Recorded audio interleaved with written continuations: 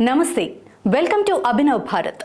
ప్రభుత్వాలు మారిన ప్రతిసారి సంక్షేమ పథకాల పేర్లు మారటం మామూలే.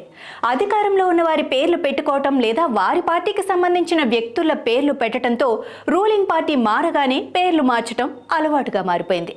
కొన్నిసార్లు పేర్లతో పాటు పథకాలు కూడా మారిపోవటం షరా మామూలే. ప్రస్తుతం ఏపీలో అదే జరుగుతోంది. కూటమి అధికారంలోకి రావడంతో గత ప్రభుత్వ హయాంలో ఉన్న కొన్ని పథకాలు కొనసాగిస్తున్నా వాటి పేర్లను మాత్రం మార్చే ప్రక్రియ మొదలైంది.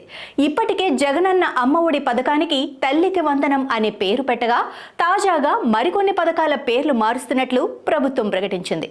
అయితే గత ప్రభుత్వం చేసినట్టుగా పథకాలకు చంద్రబాబు పేరో, పవన్ కళ్యాణ్ పేరో, మోడీ పేరో పెట్టకుండా ఆయా రంగాల్లో విశేష కృషి చేసిన మహనీయుల పేర్లు పెడుతున్నట్లు ప్రకటించడం అభినందనీయం.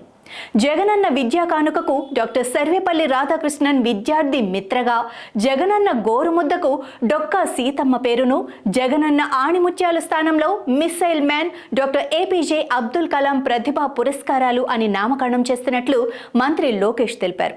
అలాగే మనబడి నాడు నేడుకి మనబడి మన భవిష్యత్ అని, స్వేచ్ఛ పథకానికి బాలికా రక్ష అని పేర్లు మార్చినట్లు వెల్లడించారు.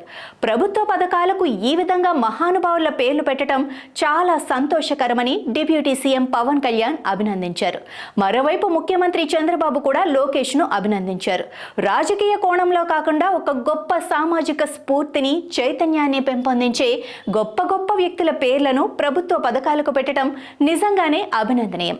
పేరు పెట్టడంలో చూపించిన చిత్తశుద్ధి ఆ పథకాల నిర్వహణలో కూడా చూపిస్తే అర్హులైన లబ్ధిదారులందరికీ మేలు జరుగుతుంది అనటంలో ఎలాంటి సందేహము లేదు.